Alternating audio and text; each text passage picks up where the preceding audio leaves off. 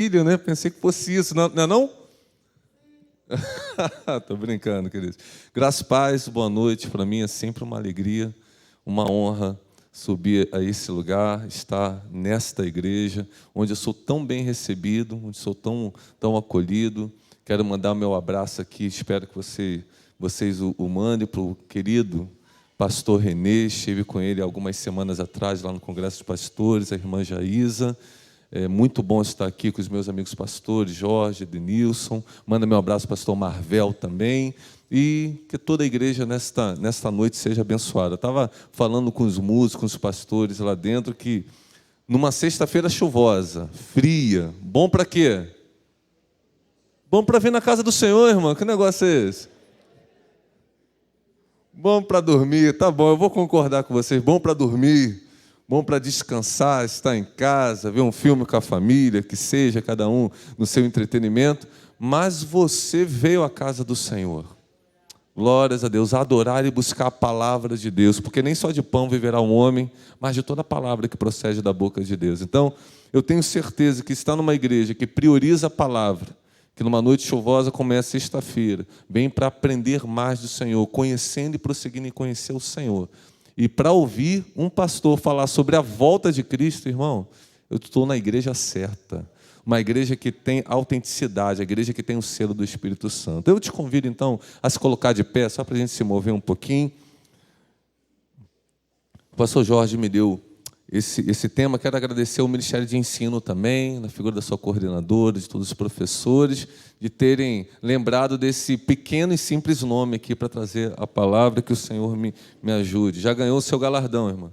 Sabe, com a volta de Cristo tem galardão. E a Bíblia fala, quem der um copo de água fria a um profeta receberá um galardão de profeta. Glórias a Deus, irmão. Já tem lá a sua pedrinha. Lá. Quantos creem na volta de Cristo? A pergunta não é essa. Você crê que Jesus vai voltar? Agora, você deseja que Ele volte? Vamos ler 2 Pedro, capítulo 3, todo, tá bom? 2 Pedro, capítulo 3.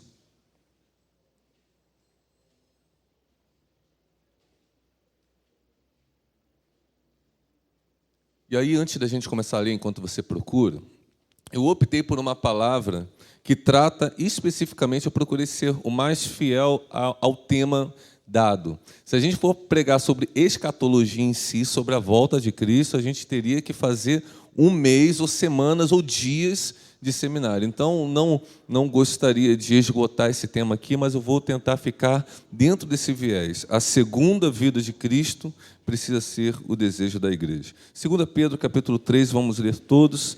Assim diz o apóstolo do Senhor. Amados, esta é agora a segunda epístola que vos escrevo. Em ambas procuro despertar com lembranças a vossa mente esclarecida, e para que vos recordeis das palavras que anteriormente foram ditas pelos santos profetas, bem como do mandamento do Senhor e Salvador, ensinado pelos vossos apóstolos, tendo em conta, antes de tudo, que nos últimos dias virão escarnecedores com os seus escárnios, andando segundo as próprias paixões e dizendo, onde está a promessa da sua vinda? Porque desde que os pais dormiram, todas as coisas permanecem como desde o princípio da criação. Porque deliberadamente esquecem que de longo tempo houve céus, bem como terra, a qual surgiu da água e através da água pela palavra de Deus, pela qual veio a perecer um mundo daquele tempo afogado em água. Ora, os céus que agora existem e a terra, pela mesma palavra, têm sido entesourados para o fogo, estando reservados para o dia do juízo e destruição dos homens ímpios. Há, todavia, uma coisa, amados, que não deveis esquecer, que para o Senhor um dia é como 1000 anos, e 1000 anos como...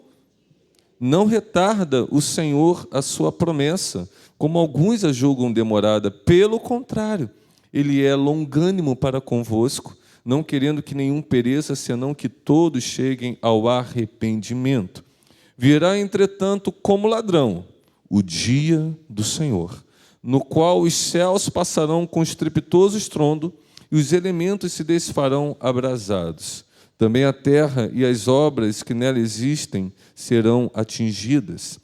Visto que todas essas coisas hão de ser assim desfeitas, deveis ser tais como os que vivem santo procedimento e piedade, esperando e apressando a vinda do dia de Deus, por causa do qual os céus incendiados serão desfeitos e os elementos abrasados se derreterão. Nós, porém, segundo a sua promessa, esperamos o que, igreja? Novos céus e nova terra, nos quais habita justiça. Por essa razão, pois, amados, esperando estas coisas, empenhai-vos por ser desachados por ele em paz, sem mácula e irrepreensíveis, e tende por salvação a longanimidade de nosso Senhor, como igualmente o nosso amado irmão Paulo vos escreveu, segundo a sabedoria que lhe foi dada ao falar acerca destes assuntos, como de fato costuma fazer em todas as suas epístolas, nas quais há certas coisas difíceis de entender, que os ignorantes e instáveis deturpam, como também deturpam as demais escrituras para a própria destruição deles. Vós, pois, amados, prevenidos como estáis de antemão, acautelai-vos. Não suceda que, arrastado pelo erro desses insubordinados, descaiais da vossa própria firmeza. Antes, crescei aonde, igreja? Na graça e mais aonde? No conhecimento. Por isso o Ministério de Ensino é tão importante, sim ou não? Crescer na graça e no conhecimento de nosso Senhor e Salvador Jesus Cristo. Leia comigo agora. A Ele seja a glória, tanto agora como no dia eterno. Você pode dizer amém? Deixa a tua Bíblia aberta nesse texto aí que a gente vai caminhar ao longo dele. Vamos orar, queridos? Gracioso Deus, bendito e amado Pai, a tua palavra foi lida e ela por si só é viva, é poderosa e é eficaz. Mas nós clamamos nessa noite por uma unção de revelação, de inspiração, de discernimento, de sabedoria, para que possamos, ó Pai, expor a pregação da Tua palavra. Ela, sem a Tua presença, sem o Espírito vivificador, é apenas uma oratória, uma homilética vazia, sem fundamento. Mas quando o Teu Espírito vem sobre nós, esta palavra transforma a nossa consciência, o nosso coração, transforma as nossas prioridades, nos converte a Ti, nos convence do pecado, da justiça e do juízo. Deus, nós queremos ouvir a Tua voz. Por isso, como Samuel, nós declaramos: fala que o Teu servo ouve, Senhor. Deus, toma este lugar, que toda a nossa mente e coração estejam cativos ao poder da Tua palavra, que todo cansaço, desânimo, tristeza, qualquer preocupação sejam lançadas agora aos pés da cruz, que tudo aquilo que batalha contra a pregação da Tua palavra seja repreendido no poder do nome de Jesus. Que nós saiamos nessa noite edificados para a glória e louvor do Senhor. Em nome de Jesus nós oramos. Que você diga amém. Queridos, podeis assentar, por favor.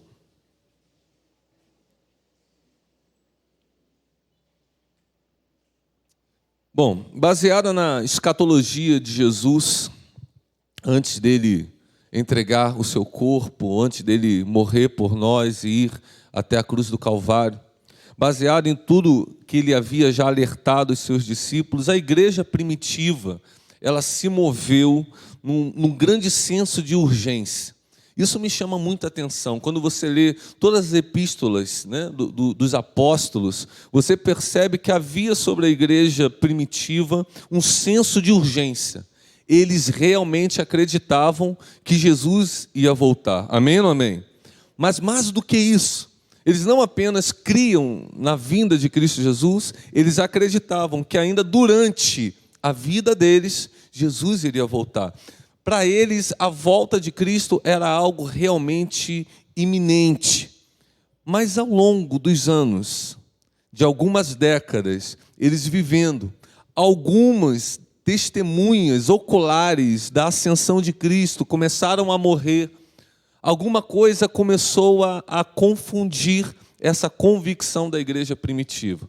Eles começaram, em algumas partes, em algumas igrejas, começaram a questionar, e muita com as misturas de algumas ideologias que nós vamos falar aqui, eles começaram a suspeitar, nossa, Jesus vai voltar, mas será que ele realmente está voltando? E é dentro desse viés que 20, 30 anos depois, o apóstolo Paulo, Tiago, João, Pedro, como nós lemos aqui, eles vão escrever à igreja para falar, olha, aquele que disse que vem, virá. Porque essa questão do tempo começou a mexer e a volta de Cristo começou a ser questionada. E eu fico pensando, se aquela igreja tão poderosa, tão viva, tão dinâmica, começou a questionar a volta de Cristo, como será a igreja do século 21?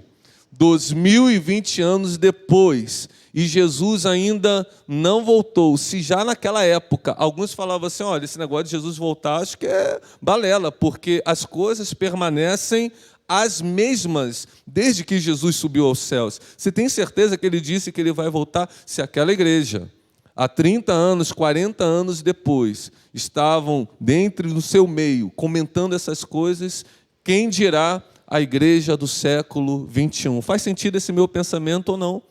Ainda que nos corredores da igreja você não ouça essa fala, ainda que no ambiente do estudo da escola bíblica dominical alguém não faça essa pergunta, todavia, o comportamento do crente do século 21 me faz entender que é este questionamento, que esta dúvida ainda paira, ainda que de forma velada, sobre a mente do crente, porque 2000 anos passaram e Jesus ainda não voltou. Mas se eu perguntar novamente, como já perguntei, você crê que Jesus vai voltar? Amém. Agora, será que você crê que Jesus pode voltar agora e não dê tempo nem de eu terminar essa mensagem? Você crê? Você crê? Agora, mais do que isso, será que a igreja realmente deseja? Uma coisa que me chama a atenção é que Jesus, quando estava se despedindo dos seus discípulos, ele disse para eles assim, não se turbe o vosso coração. Credes em Deus, credes também em mim. Na casa do meu Pai há muitas moradas.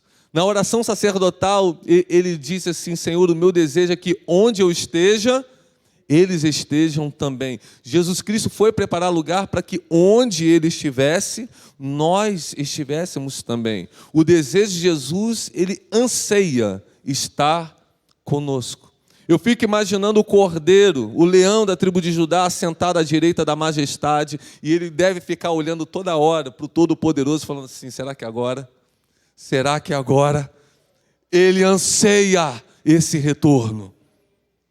Porque esse tempo ninguém sabe, a não ser, ele falou que é de exclusiva competência e prerrogativa do Todo-Poderoso. Ninguém sabe, os anjos, nem mesmo o próprio Jesus sabe quando ele vai voltar. Mas uma hora o Senhor vai dizer, é agora, desce.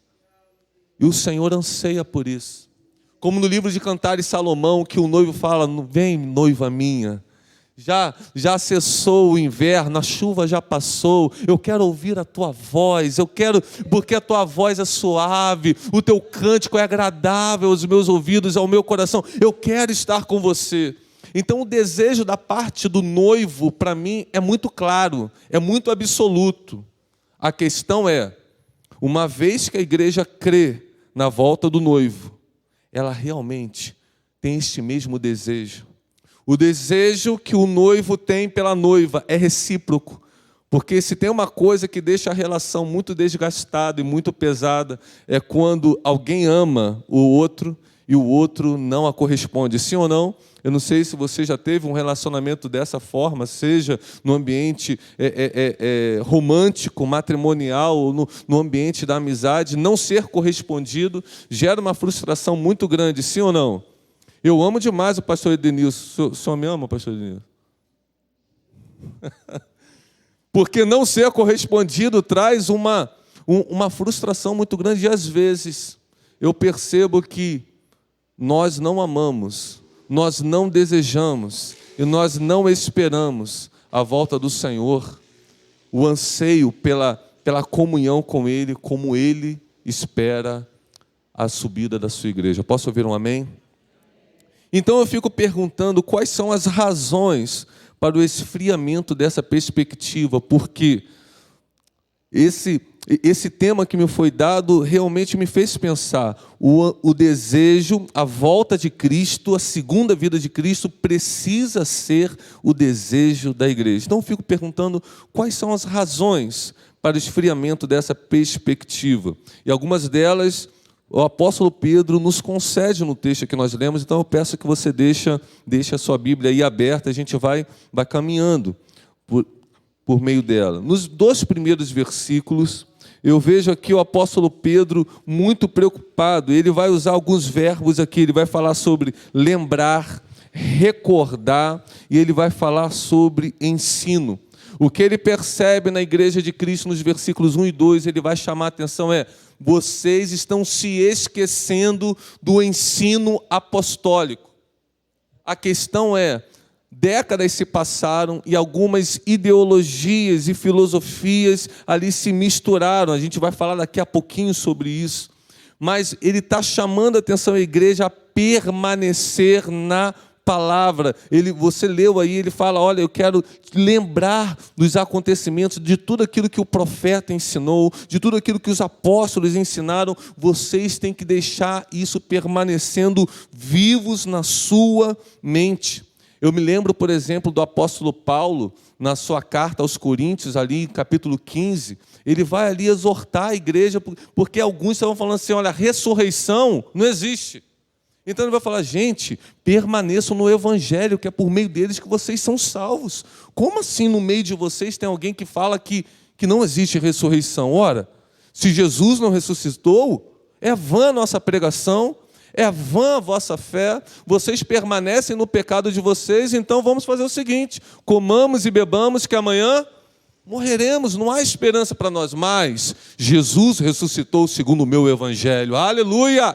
Ele vive, porque Ele vive, nós podemos viver também, nós vivemos também, há esperança para a igreja. Então note que já naquela época, a própria igreja, fundada por ele, sobre o ensino apostólico, começava a colocar em xeque certas doutrinas-chave do Evangelho, como a ressurreição. Se não cremos na ressurreição de Cristo, o nosso Evangelho é vão. A nossa fé é vã, porque estamos aqui, porque nós cremos. De uma certeza nós temos, ou morreremos, ou seremos transformados. Porque este corpo corruptível não pode herdar a incorruptibilidade. Nós seremos transformados todos. No abrir e no piscar de olhos, nós estaremos nas nuvens com Ele. Então a igreja precisa voltar a este tema, a este ensino. O apóstolo Paulo chama a atenção, olha, vocês precisam conhecer e prosseguir em conhecer, permanecer na fé e na palavra. Tiago, o apóstolo Tiago, em sua carta, no capítulo 5, versículo 7, ele vai dizer o seguinte: sede, pois, irmãos, pacientes. Se você quiser anotar para estudar depois, Tiago, capítulo 5, versículo 7 e 8. Sede, pois, irmãos, pacientes até a vinda do Senhor. Eis que o lavrador aguarda com paciência o precioso fruto da terra, até receber as primeiras e últimas chuvas. Sede vós também o que, igreja? Pacientes, e fortalecei o vosso coração. Diga, fortalecer o coração, pois a vinda do Senhor está. Então os apóstolos vão ficar enfatizando, olha, Jesus está voltando. 1 Tessalonicenses, capítulo 5, versículo 4. 1 Tessalonicenses, capítulo 5, versículo 4, o apóstolo Paulo vai assim declarar: mas vós, irmãos, não estáis em trevas, para que esse dia como ladrão vos apanhe de surpresa. Porquanto vós todos sois filhos da luz e filhos do dia, nós não somos da noite nem das trevas, assim, pois, não durmamos como os demais, pelo contrário, vigiemos e sejamos sóbrios. Ora, os que dormem de noite. Os que se embriagam, é de noite que se embriagam. Nós, porém, que somos do quê? Do dia, sejamos sóbrios, revestindo-nos da couraça da fé, do amor e tomando como capacete a esperança da salvação. Porque Deus não nos destinou para a ira, mas para alcançar a salvação mediante nosso Senhor Jesus Cristo, que morreu por nós para que, quer vigiamos, quer durmamos, vivamos em união com Ele. Aleluia. Você pode dar glórias a Deus? Aleluia. Então, buscando essa firmeza espiritual da igreja, o apóstolo Tiago ele vai usar a analogia do lavrador. Olha, lembra? O lavrador ele semeia, mas entre a semeadura e a colheita há um quê? Fala, tempo para mim. Tempo. Há um processo daquela semente morrer, germinar, crescer, né? A sua estrutura, caules, folhas, flores, frutos, as estações, até que chegue o tempo da colheita. Assim também vocês sejam pacientes. Aquele que disse que vem, virá. Paulo vai empregar aqui a figura do cotidiano, falando que nós precisamos estar vigiando do dia e da noite. Ele vai falar sobre pessoas que dormem e pessoas que vigiam. Então, se o dia do Senhor é como o dia do ladrão, isto é, um dia incerto, um dia imprevisível, o comportamento que atesta que nós cremos e desejamos a vinda de Cristo é o estado da vigilância. Por isso, em toda a Bíblia, desde Jesus, a escatologia sempre vai dizer, vigiai. Diga para o seu irmão, está vigiando? Se você observar comigo na parábola das 10 virgens, as 10 criam que o noivo ia chegar, sim ou não? As 10 eram convidadas. Se você perguntasse tanto para as nécias quanto para as prudentes, principalmente para as nécias, vem cá, nécias, digamos assim, sensato, você crê que o noivo está chegando? O que ela ia falar? Eu creio. Você foi convidada para essa festa? O que ela ia dizer? Fui. A pergunta não é se nós fomos convidados para as bodas. A questão não é se a gente crê que o noivo está chegando. A grande questão é, nos preparamos para a vinda do noivo? Porque não sabemos o tempo, não sabemos quando. Então, o que vai diferenciar das noivas, das virgens que vão chegar até as bodas, das que não entrarão, é quem estava preparada. A preparação distingue o cristão que realmente anseia pela volta do Senhor, crê e deseja que Ele está voltando, ele se prepara. Quantos estão preparados nessa noite? Não precisa levantar sua mão. Se Jesus voltar agora, estamos preparados? A segunda questão que o apóstolo Pedro, ele nos ensina aqui, que essa expectativa sobre a volta de Cristo estava esfriada na igreja, foi a mistura da ideologia secular e das paixões mundanas. No versículo 3 ele vai dizer que esses escarnecedores andavam conforme as suas paixões, versículos 3 e 4. Então Pedro vai argumentar que essa raiz do engano secular está nas paixões da carne. E hoje, igualmente, no século 21, nós vivemos um tempo de muita pluralidade ideológica e filosófica, sim ou não? Que tem misturado e tem contaminado a pureza do Evangelho. E a raiz disso permanece aonde? Nas paixões humanas. O que seria, igreja, a teologia liberal? O que seria o advento da teologia da prosperidade? O que seria o crescimento da teologia coach?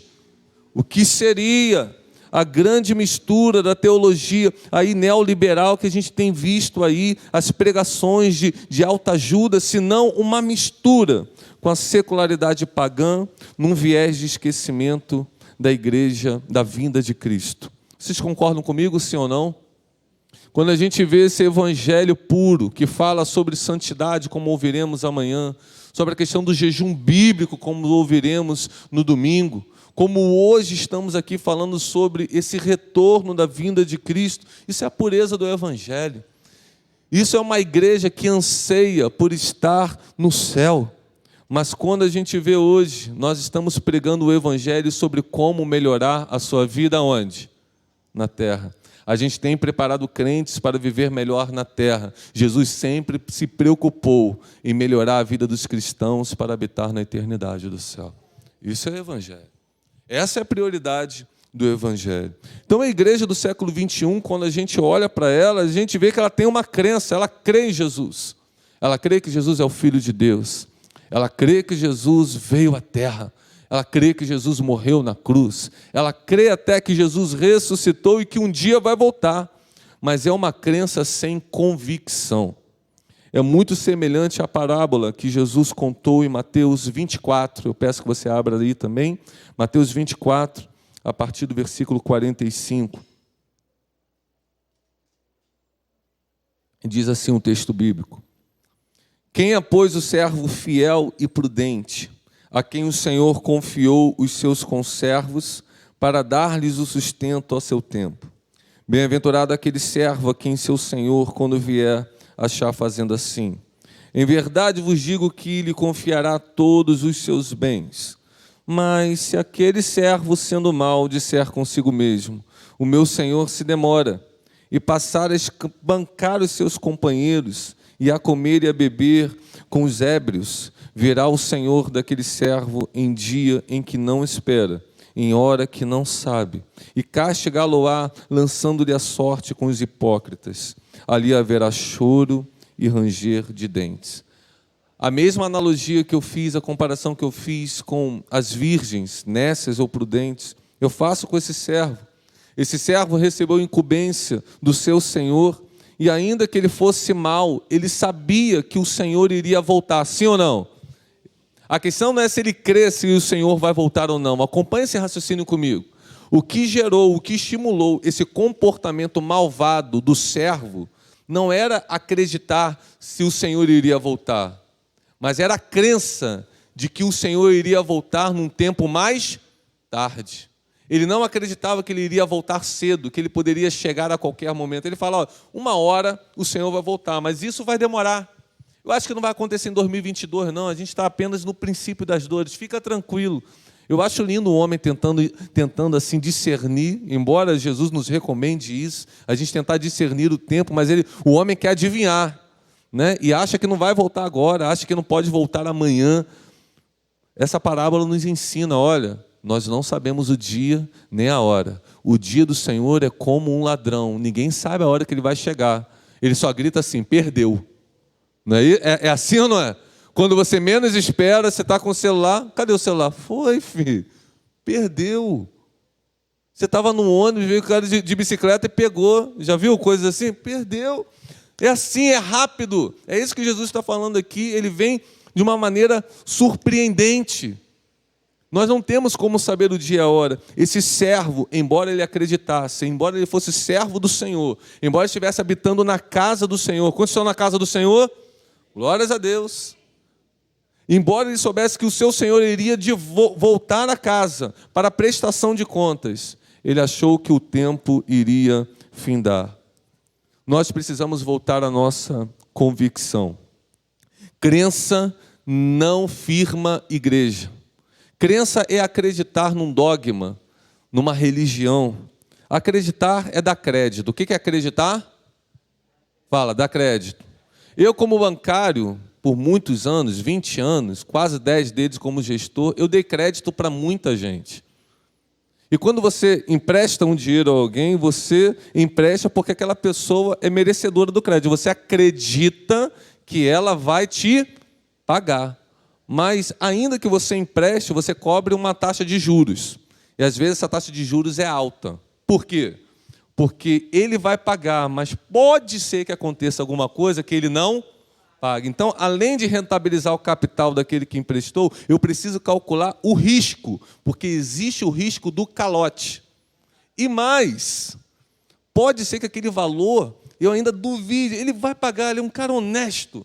Mas eu vou pedir uma garantia, então vou pedir um fiador, vou pedir um carro em garantia, uma casa. Por quê? Pode ser que ele não pague.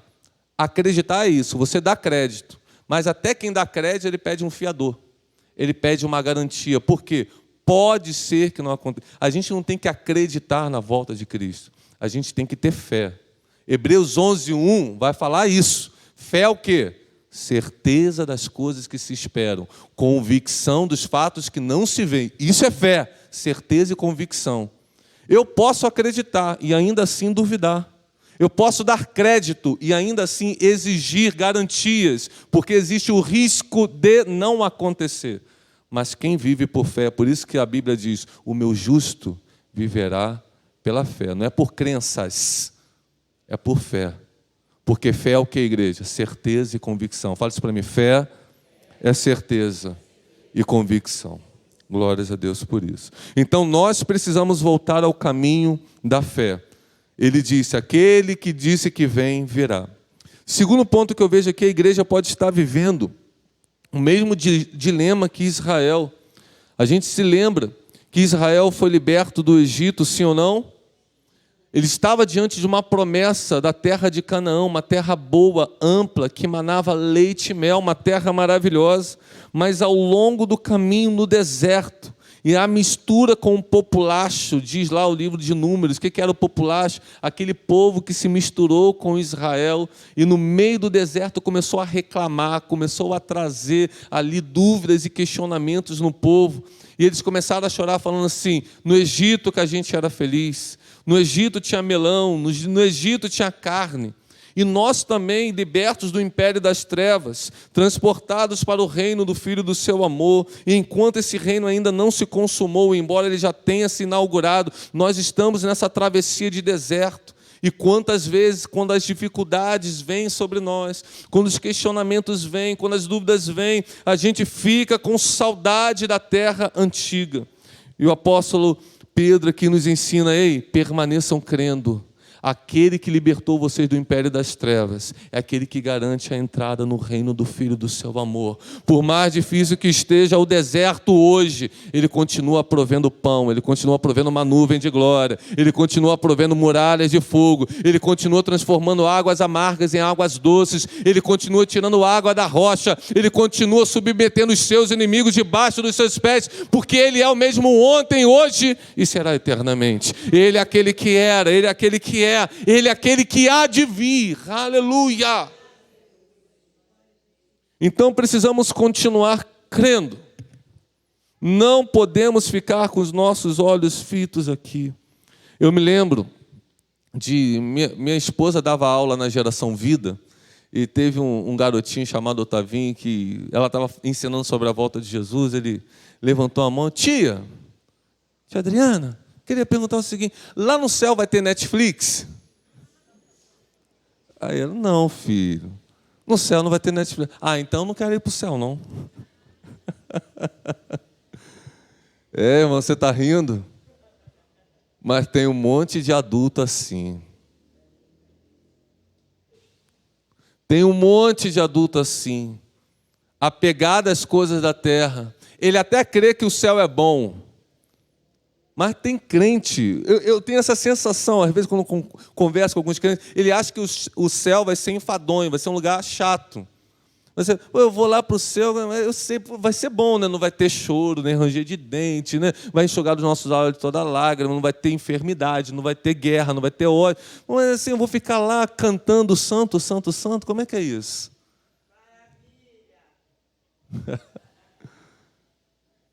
Irmão, tenta imaginar. Tenta imaginar o dia mais feliz da sua vida aqui. Por mais difícil que seja a nossa vida na terra, nós temos dias bons, sim ou não? Tenta imaginar dias felizes.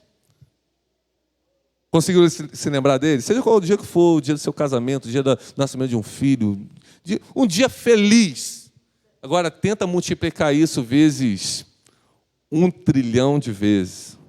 Agora, tenta multiplicar isso pela eternidade, ou seja, não vai ter fim, sem você precisar de Netflix, sem você precisar de churrasco ou Coca-Cola, sem você precisar do jogo do Flamengo, sem você precisar de nenhum tipo de prazer efêmero e transitório.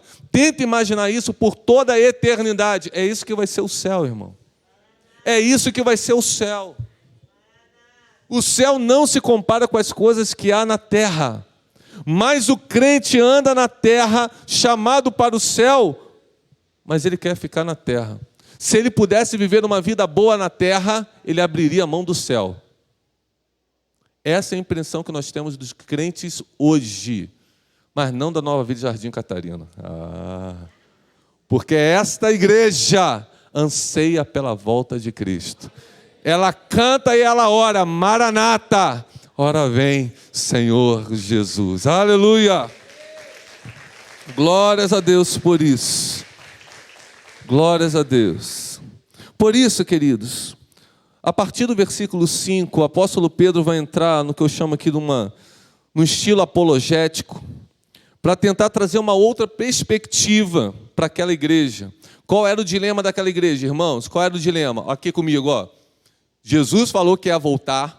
Nós acreditamos que ele iria voltar enquanto eu ainda estivesse vivo. Alguns crentes já estão morrendo, ele ainda não voltou. E eu acho que ele não vai voltar. Esse era o dilema da igreja, sim ou não? Todos acompanharam esse raciocínio? Então o apóstolo Pedro vai começar a ensinar algumas coisas aqui, dos versículos 5 ao 10.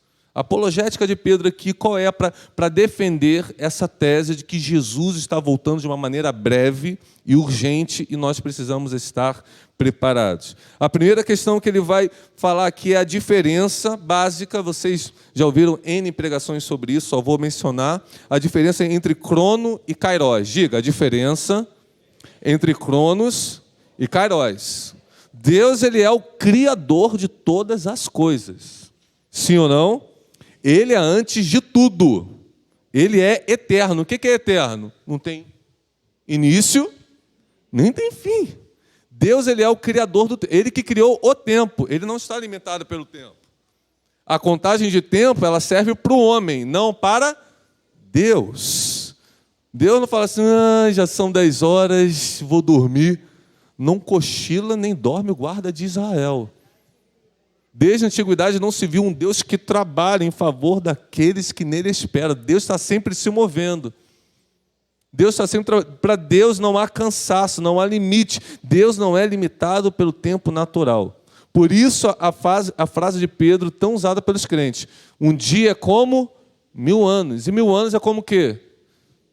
Para Deus não existe ontem, hoje, amanhã. Quando você fala assim, meu Deus, eu vou ter que esperar 10 anos para Deus, passou. Ele é eterno. Eterno. Então a questão não é o cronos, a questão é o kairos de Deus, o tempo de Deus. Então Pedro começa a falar assim, olha, não guiem a fé de vocês pelo tempo terreno, e sim pelo tempo de Deus. Muito bom. Segundo ponto, assim como Jesus mencionou, Pedro também vai comparar a volta de Cristo como os dias de Noé. Diga, a volta de Cristo como os dias de Noé. Jesus falou lá, né? Porque eu vou voltar assim como foi nos dias de Noé. Casavam-se e davam-se casamento. Comiam e bebiam. Até que Noé entrou na arca. E depois veio o dilúvio. Assim vai ser a volta de Cristo. Apesar do tempo passar. Porque não foi da noite para o dia que Noé aparelhou uma arca. Demorou anos e anos. Oi? 100 anos. Diz aqui o nosso história estava lá não, pastor Jorge? Não, eu estudo conhecimento bíblico, me humilhou aqui agora. Não. 100 anos. Imagina, ele aparelhando a arca, construindo a arca, juntando os animais, até que o dilúvio veio. Então tenta imaginar uma geração inteira olhando para Noé e falando assim, o cara está falando que vai chover, que vai cair um dilúvio. Olha o sol, irmão, deu praia. Pega o isopor, pega o galeto, farofa, vamos para a praia. Comiam e bebiam.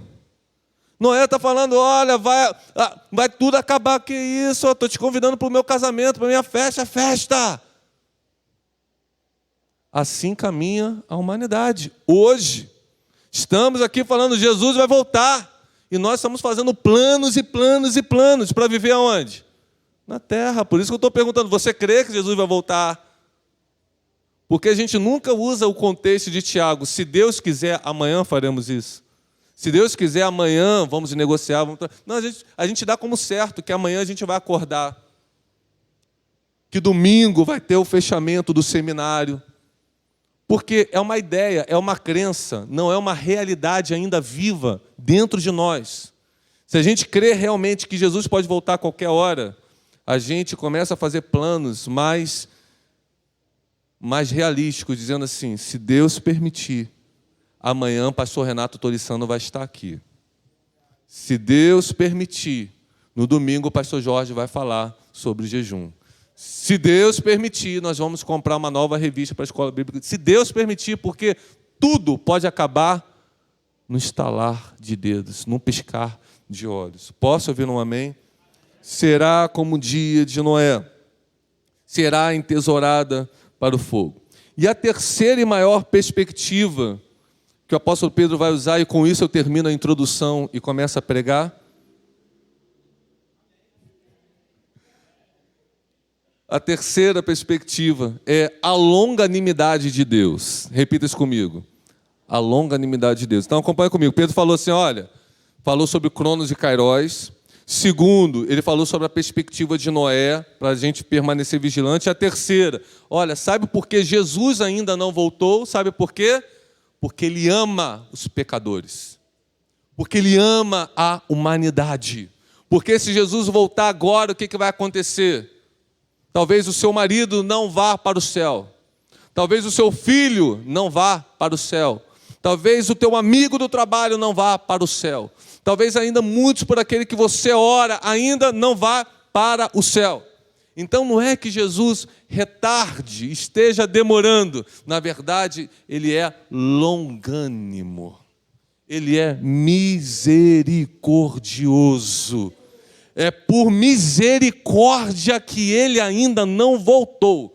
Porque pode ser que se ele tivesse voltado, nem eu, nem você, apesar do status de pastor, líder de louvor, professor do ensino bíblico, nós não estaríamos lá. Quem tem ouvidos, ouça o que o Espírito diz à igreja. Então, quando nós estamos aqui, e apesar do anseio, do desejo e da fé, de que ele vai voltar, de que ele volte, ele ainda não voltou, nós devemos agradecer. Obrigado, Senhor. Mais um dia para eu me arrepender dos meus pecados, para eu me consertar contigo, para eu voltar o meu coração alinhado às prioridades do teu reino, porque a oração que Jesus ensinou ainda continua valendo. Venha a nós o teu reino, e seja feita a tua vontade, assim na terra como no céu. A gente ama o pão nosso de cada dia, mas antes do pão nosso a gente tem que orar pela vontade, pelo reino de Deus dentro de nós. Aleluia. É a longanimidade de Deus. A misericórdia do Senhor é a causa de não sermos consumidos. É como se o Senhor estivesse dando uns minutos a mais, jovens, de tolerância, sabe? Olha, o portão vai fechar, mas eu vou dar mais 5 minutos para você chegar. Isso é misericórdia, irmão. Por isso, lá em Isaías 55, versículo 6, o profeta Isaías vai dizer assim: buscai o Senhor enquanto se pode achar, invocai-o enquanto está perto. Deixa o perverso o seu mau caminho, unique os seus pensamentos e faça o que, igreja? Se converta ao Senhor, que se compadecerá dele. Volte-se para o nosso Deus, porque é rico em perdoar.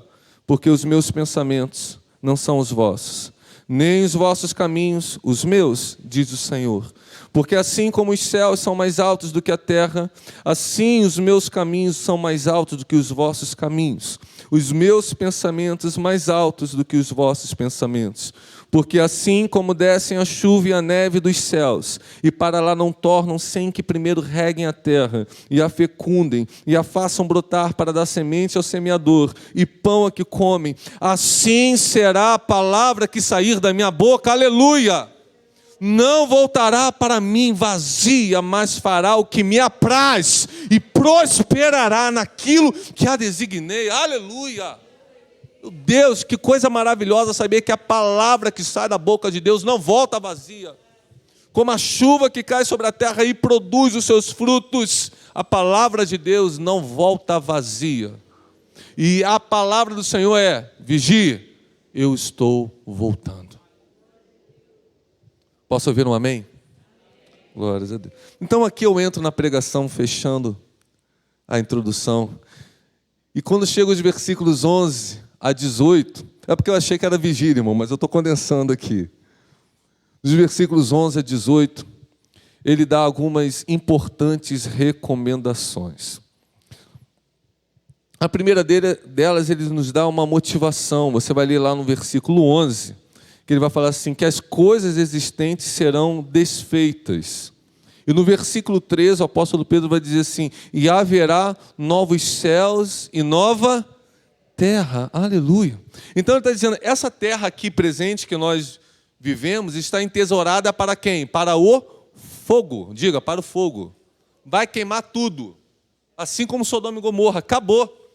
Essa terra, ela está guardada para o fogo do juízo de Deus. Acabou. Nós vamos morar em novos céus e uma nova terra. Então ele vai começar a entrar no raciocínio lógico aqui, que faz todo sentido, pastor Jorge. Se essa terra não vai existir mais, por que eu fico tanto apegado à terra? Diz para mim. O crente, ele pode até andar com os pés na terra, mas os seus olhos têm que estar nos céus. As mãos do crente podem até tocar nas coisas e conquistar as coisas, mas o seu coração tem que estar na eternidade. Jesus também nos ensinou, buscai em primeiro lugar o reino de Deus e a sua justiça, e as demais coisas serão acrescentadas. E você lembra do contexto lá em Mateus 6:25? Qual era o contexto? Estamos preocupados com as coisas da terra. E ele vai falar, olha, são os gentios, ou seja, os que não conhecem a Deus, os que não têm a esperança em Deus, que se preocupam com essas coisas. Que coisas? O que vamos comer? O que vamos beber? O que vamos nos vestir? Qual vai ser a nossa carreira amanhã? Onde vamos morar? Qual carro novo vamos comprar? Qual será a nossa próxima viagem? Qual será a nossa próxima postagem? Com quem vou me casar? Como serão os nomes dos meus filhos? Nós estamos preocupados com as coisas da terra. Fazemos campanhas, não aqui, glórias a Deus por isso, campanhas gospels, por coisas da terra. E Jesus está falando, são os gentios, são os não crentes que buscam essas coisas. Vocês não. O Pai já sabe de tudo que vocês precisam. Vocês já foram arrebatados. Embora vocês estejam vivendo na terra, o coração de vocês já foram arrebatados para o céu. Eu já paguei o preço. A terra não tem nada para vocês. Essa terra aqui vai perecer. Vocês não podem ir agora. Eu estou indo preparar lugar. Mas guarda o seu coração, porque vocês pertencem, a nossa pátria é o céu. Então, depois do apóstolo Pedro dar essas motivações, pastor Jorge, você me dá mais 5 minutos? Faltam 5 minutos para terminar o tempo. Prorrogação? Mas eu quero pedir permissão, senão eu termino aqui. Me perdoa pedir isso na frente da igreja. Eu sei que a gente aprendeu lá no CFM a não fazer isso. Tudo bem, igreja? Glórias a Deus. Depois de dar essa motivação, Senhor, Ele vai nos dar alguns procedimentos que vão atestar se a igreja crê e deseja a volta de Cristo. Ou seja, se você crê e deseja a volta de Cristo, é assim que você tem que viver. Amém? Então ele vai falar nos versículos 11 e 14 sobre santidade e piedade. Sobre o que ele vai falar, igreja?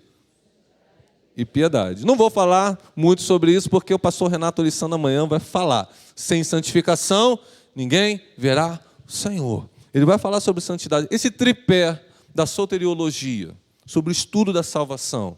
Fomos justificados. O que nós fomos? Justificados. O que é justificados? Eu e você, trocando em miúdos aqui, éramos réus, culpados. Todo homem pecou, todos foram destituídos, todos pecaram e foram destituídos da glória de Deus, da graça de Deus. Mas fomos ali sentenciados à morte eterna, à maldição. Fomos ali, o juiz bateu o martelo, culpado, tem que morrer, porque o salário do pecado é a morte. Mas aí veio o Cordeiro de Deus, que vocês cantaram aqui, que tira o pecado do mundo. Jesus veio e falou assim, eu pago a dívida, eu pago a conta, eu pago a sentença. Então não é que nós somos por nós justos, nós somos pecadores e maus, mas nós somos justos pela justiça de Cristo.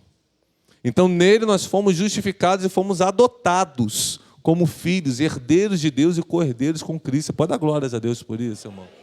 Isso é maravilhoso. Isso é maravilhoso. Então fomos justificados. Um dia, o final desse processo é a glorificação. Qual é o final desse processo? Uau! O apóstolo João vai dizer lá no capítulo 3, lá, não se manifestou o que haveremos de ser, mas nós vamos ver a Deus, porque seremos semelhantes a Ele. Esse corpo vai se revestir da imortalidade. Nunca mais vamos ter dor de cabeça. Obrigado, muito obrigado, que eu tenho enxaqueca quase todo dia. Nunca mais vamos passar mal, vamos ficar enfermos, nunca mais vamos ficar irados, nunca mais vamos ter inveja, cobiçar nada. A pureza, a santificação vai estar completa na nossa vida. Nós seremos semelhantes a Ele porque o Espírito está em nós. Agora a gente está vivendo esse tempo aqui da santificação. Entre a justificação e a glorificação, o que nós estamos vivendo? A santificação, o Espírito Santo, o Espírito do Senhor está em nós, nos transformando de que maneira? De glória em glória, a imagem do Senhor. Por isso nós o haveremos de ver. Aquilo que Moisés não pôde ver, ele viu Deus pelas costas, nós poderemos ver a plenitude da glória. Uau! Irmão, se isso não cativa o seu coração, se isso não seduz o teu coração, como Davi, a coisa que eu mais amo em Davi era isso, que ele fala, uma coisa eu peço ao Senhor e a buscarei, que eu possa morar na casa do Senhor todos os dias da minha vida. Sabe para quê? Só para contemplar a beleza do Senhor. Olha o coração desse homem, irmão. Ele não quer nada, um rei com tantos assuntos urgentes, políticos e militares. Ele fala, eu quero entrar na sua casa, não é para pedir vitória sobre os inimigos, é só para olhar para a beleza. Eu quero te adorar na beleza da tua santidade. Uau! Meu Deus! Que anseio, que desejo por Deus. Por isso que no Salmo 63, ainda que escondido de Absalão, ele vai dizer, Senhor, o meu corpo te almeja como terra árida, exausta, sem água. É assim que eu te contemplo no santuário para ver a tua força e a tua glória, porque a tua graça é melhor do que a vida, os meus lábios te louvam. A tua graça é melhor do que a vida. Meu Deus, esse homem é espetacular. Quando eu chegar no céu, eu quero me apresentar a ele. Falo, pô, deixa eu morar aqui pertinho aqui. A gente fica aqui cantando para Jesus aqui, nós dois aqui. Uau! Você anseia por esse dia, irmãos? Então temos que viver a santidade que será pregada amanhã. Temos que viver a piedade cristã. Essa vida correta, com os valores éticos e morais corretos. Por isso que o apóstolo Paulo, lá em 1 Tessalonicenses, vou pedir só para você anotar, eu não vou ler aqui para não me expandir no tempo. 1 Tessalonicenses, capítulo 5, versículos 12 até o 23. Anota aí, por favor. São todas recomendações, são diversos preceitos. O apóstolo Paulo, ele acabou de falar, olha, no soar da trombeta, Jesus vai voltar, os mortos ressuscitarão primeiro, depois os vivos serão arrebatados. Logo depois disso, ele entra nesse texto aqui, dizendo para que a gente possa ter amor uns com os outros, consideração com os que trabalham na casa do Senhor, consolar os desanimados, amparar os fracos. Ele vai falando sobre regozijar sempre, orar sem cessar, dar graças em todo tempo, não desprezar as profecias, não apagueis o espírito, azeite na lamparina. Depois de todas essas recomendações, eu sei que muita gente prega só esses preceitos, mas há um contexto que dá um nó nesse texto. Ele vai terminar o versículo 23 dizendo assim, e o mesmo Deus da paz vos santifique em tudo, e o vosso espírito, alma e corpo sejam conservados, íntegros e irrepreensíveis aonde? Na vinda de nosso Senhor Jesus Cristo. Então, viver a santidade e a piedade cristã é condição sine qua non para que possamos viver esse retorno de Cristo. Posso ouvir um amém? Ponto 2, ele vai falar no versículo 12, esperando e apressando o dia do Senhor. Repita isso comigo. Esperando e apressando o dia do Senhor. Aleluia. Aí eu vou pular essa parte do esperando, que a gente já comentou algumas coisas sobre isso aqui. Como que a igreja pode apressar o dia do Senhor? A gente fica intrigado com isso, né? O que Pedro quis dizer? Esperando, tudo bem. Mas apressando, se o tempo é de Deus, Deus que reservou pela sua própria competência, qual é o tempo do retorno do Filho, como que a igreja, a noiva desse noivo maravilhoso, pode apressar esse retorno? O próprio Pedro já nos respondeu. Ele disse que Jesus retarda aparentemente a sua volta por longanimidade, para que os pecadores se arrependam. Então, como que a noiva pode apressar o retorno do noivo? Nossa, exatamente isso, irmã. Pregando o Evangelho, comprometida com a pregação do Evangelho, com uma obra evangelística e uma obra missionária. Uma igreja que fala, que anseia pela volta de Cristo e não faz obra evangelística, nem está comprometido com missões, ou ela não entendeu a volta de Cristo, ou ela não está ansiando pela volta de Cristo, embora creia nela. Entende isso? Porque se eu quero que Jesus volte, e a volta de Cristo está relacionada à longanimidade de Deus, para que os pecadores tenham a oportunidade do Evangelho da graça da salvação, o que eu e você temos que fazer urgentemente e de uma maneira intensa? Fala para mim. Pregar o Evangelho. Pregar o Evangelho. Vocês são muito bons. Pregar o Evangelho. Por isso que as últimas palavras de Jesus está subindo ao céu, irmã. Jesus está subindo ao céu. Ele falou: ide, fazei discípulos. A gente tem que fazer discípulos. Não adianta nada a gente trazer e nos discipular. O ministério de ensino é importantíssimo. Mas tão importante quanto o discipulado é o quê? Continuar trazendo o rebanho. Os perdidos. Então a igreja tem que se preocupar com o evangelismo. E a igreja tem que fazer missões. Nós lá na igreja, inclusive, estamos em meio, por isso que eu não vou pregar no domingo, né?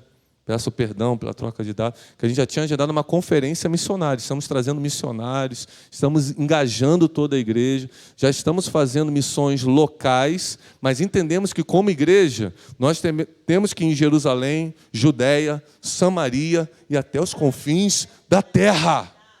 Temos que encontrar os povos não alcançados. Se eu quero ir para o céu e eu não aguento mais a terra, o que eu tenho que fazer? Encontrar os perdidos.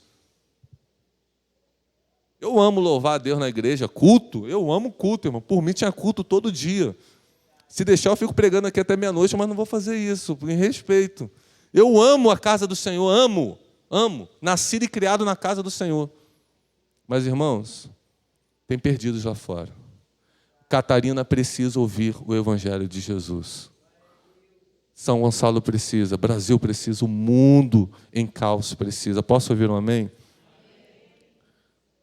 Terceiro, são apenas 18. Acabou, terceiro e quarto eu termino, a gente ora e vai embora. Terceiro, versículo 17, ele vai falar sobre firmeza.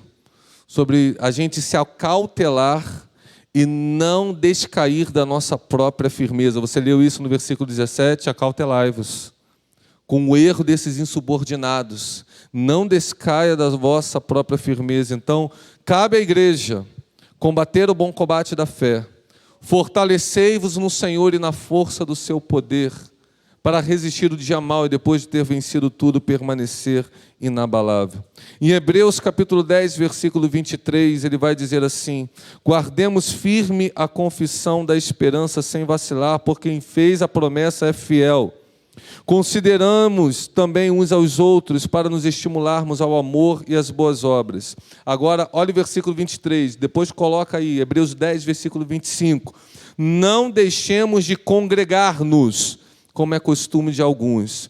Antes façamos admoestações, tanto mais quanto vedes que o dia se aproxima. Se Jesus está voltando, qual é o meu dever enquanto crente? Estar na igreja, congregar, estar do lado do meu irmão, rebanho junto.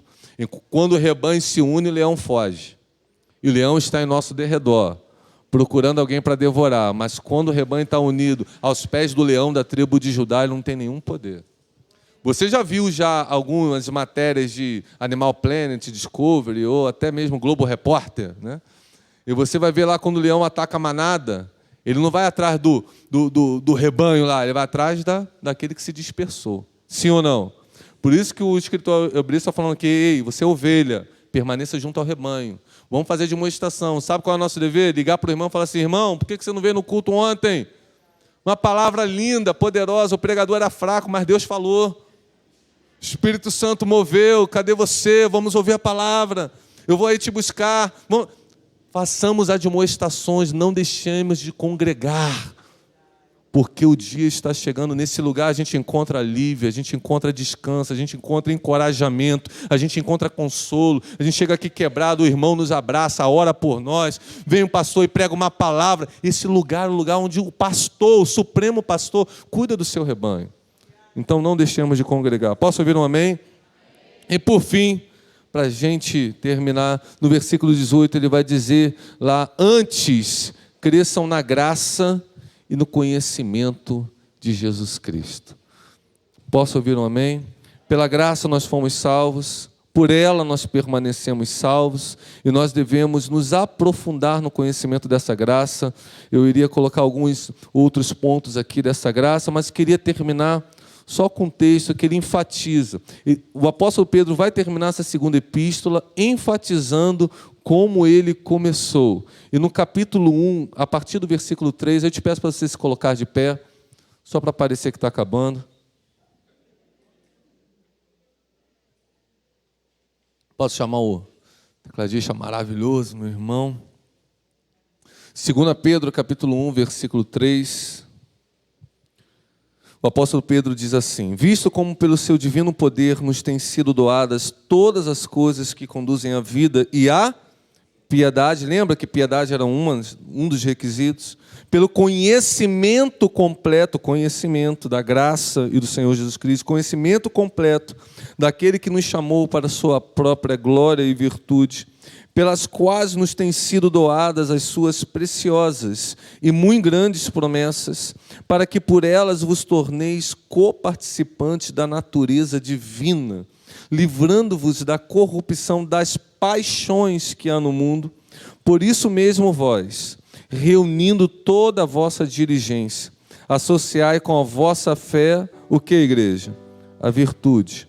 Com a virtude, mais o que, igreja? Conhecimento. Com o conhecimento, o domínio próprio, com o domínio próprio, a perseverança, e com a perseverança, a piedade. Olha que tudo vai se encaixando. E com a piedade, a fraternidade, com a fraternidade, o amor.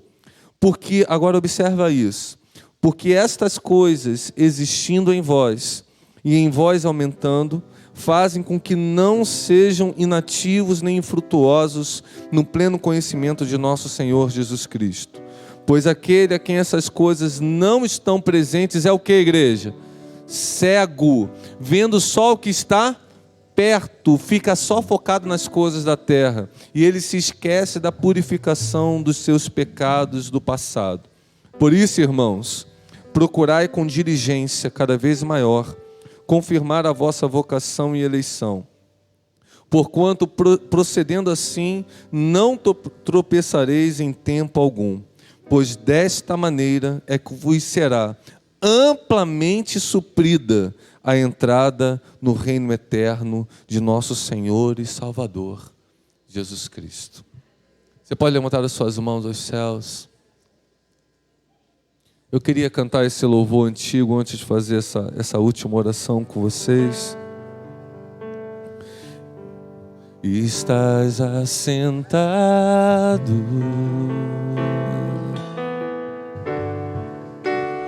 no trono,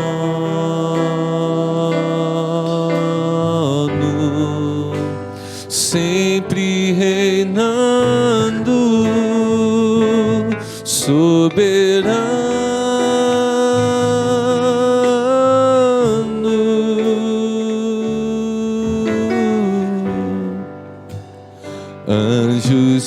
cantando,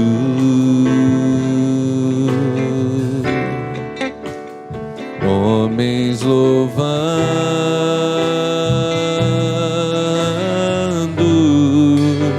e Deus reunido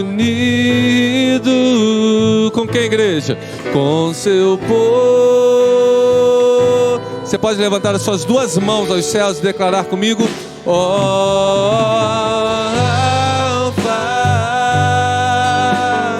Ômega, Cristo rega. Peça a Ele, vem. Ó, vem, ó, vem, ó, vem, Senhor Jesus. Ansioso, ansioso espero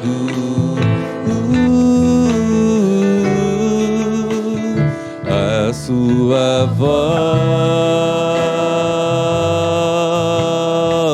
Aleluia, ó, o grande dia em que tu virás. O que vai acontecer comigo e com você? Vai. Então subiremos. Ou como nós aguardamos esse dia, Senhor, vai. Contigo estaremos. Até quando, igreja? Até quando? Pá, vem.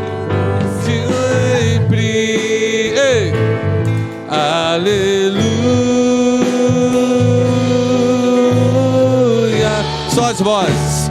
Oh, ei. Oh, ah. Ômega. Diga, igreja. Ele é.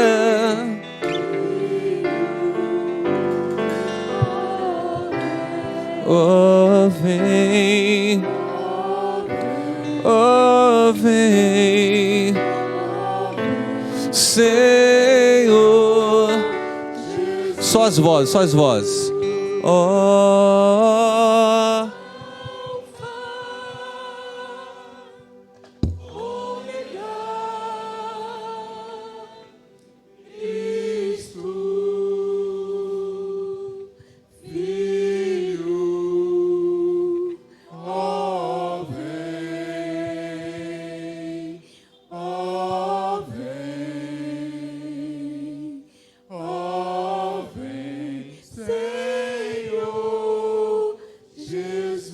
aleluia. Coloca a mão no teu coração nesse momento, por favor. Espírito Santo, mediante a pregação da tua palavra, eu peço que o Senhor venha avivar, vivificar essa esperança bendita em cada coração. Existem aspectos teológicos na escatologia que muitas vezes ocupam mais do que a prioridade da vigilância e do desejo da tua igreja. Por isso, neste momento eu te oro, Senhor, para que tu venhas, ó Deus, firmar esta convicção no coração de cada um dos teus filhos, que pode ser que amanhã não exista, o Senhor está voltando, os sinais estão se cumprindo e nós queremos estar preparados. Nós queremos ouvir o nosso nome escrito no livro da vida. Senhor, em nome de Cristo Jesus, que toda preocupação demasiada com as coisas presentes, com as coisas da terra, com as distrações, ó Pai, com as paixões efêmeras deste mundo, venham morrer no poder do nome de Jesus. Que o anseio, que o anelo, que o desejo da vida dos crentes da Igreja de Nova Vida em Jardim Catarina seja pela tua presença. O Espírito e a noiva dizem: vem, Senhor, e nós clamamos: Maranata, ora vem, Senhor Jesus. Esse é o nosso desejo. Nós cremos e nós firmamos o desejo que nós possamos, ó Pai, nos comprometer com o teu retorno, que nós possamos apressar e esperar a vinda do nosso amado noivo. Senhor, santifica, Senhor, regenera, Senhor, Senhor, consola, Senhor, transforma, Senhor, vivifica com o poder do Teu Espírito, firma cada crente no conhecimento, na graça da Tua palavra, Senhor, que toda a Tua igreja, ó Deus, como um rebanho reunido, naquele grande dia, esteja junto, ó Pai, louvando, exaltando e servindo aquele que é pelos séculos dos séculos. Toma a Tua igreja, Pai, e aviva-nos ao que eu te oro, no poderoso nome de Jesus. Que você diga, você pode aplaudir ao Senhor, queridos. Louvado seja Deus. Que o Senhor possa trazer cada vez mais profundidade bíblica, crescimento da vontade do Senhor para essa igreja. Obrigado pela oportunidade, pastor. Esse seminário nasceu no coração de Deus. Eu tenho certeza que a igreja será tremendamente edificada, tá bom? Que Deus abençoe a todos vocês, em nome de Jesus, amém.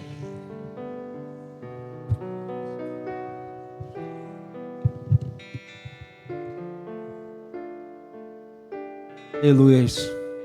Que bom que você está aqui. Que bom que você decidiu vir compartilhar conosco neste momento. Temos um casal ali atrás que está nos visitando. Sejam muito bem-vindos. Deus abençoe a vida de vocês. Que vocês possam retornar nos outros dias. Nós estaremos aqui ainda amanhã e domingo, dando continuidade ao seminário. Então você começou a ouvir Deus falando aqui, através desse assunto que deve ser o nosso anseio, o nosso desejo. Como o salmista diz, nós devemos anelar pela presença do Deus vivo e anelarmos pela vinda do Senhor para buscar a sua noiva, adornada, preparada, esperando o noivo para estar com Ele na eternidade. E esse é o momento que a igreja precisa ansiar todos os dias, como o pastor Guilherme pregou aqui. Pastor Guilherme, muito obrigado. Dá um abraço lá no pastor Érico, lá nosso amigo. Muito obrigado pela sua presença. Que Deus continue abençoando o seu ministério, sua família. E nós agradecemos muito pela sua presença aqui em nosso meio. Então, queridos, amanhã esteja conosco aqui. Amanhã às 7h. Era por isso, pastor, que eu queria que você viesse no domingo, porque o tempo do domingo é maior. Porque hoje a gente, na verdade, tem aí menos meia hora, né, para o pastor estar ministrando. Então, no domingo é sempre, e no sábado também o tempo é maior. Por isso que a gente convida os pastores de fora para vir tanto no sábado quanto no domingo, né? Então, mas aqui o pastor esteve conosco aqui, nos dando essa oportunidade. E aí eu queria falar para você, nós temos a cantina funcionando lá embaixo. Gente, tem uma torta lá, gente, que eu mesmo cortei a fatia está generosa, R$5. Nós temos um bolo lá de cenoura, se eu não me engano. Tem cheesecake, é isso? Tem um cheesecake também, R$3 somente. Só a torta, que a fatia é grande, R$5. O bolo, a torta, cheesecake, R$3 somente. Então assim, gente, não é para fazer janta, não é para esquentar janta em casa, é para você lanchar lá na cantina. Nós colocamos a R$3 para a gente vender tudo, tá? Então você passe lá para abençoar o nosso ministério. Essa cantina é destinada ao ministério, para estar nos ajudando aí nos compromissos que nós temos aí, para estar dando continuidade nesse seminário e no nosso ministério de ensino. E eu convido você, que não é inscrito na nossa escola bíblica semanal, a estar se inscrevendo na aula de segunda ou na aula de domingo depois do culto. Nós certamente estaremos aí começando uma nova revista agora em outubro, e eu convido você a estar se inscrevendo lá com a sua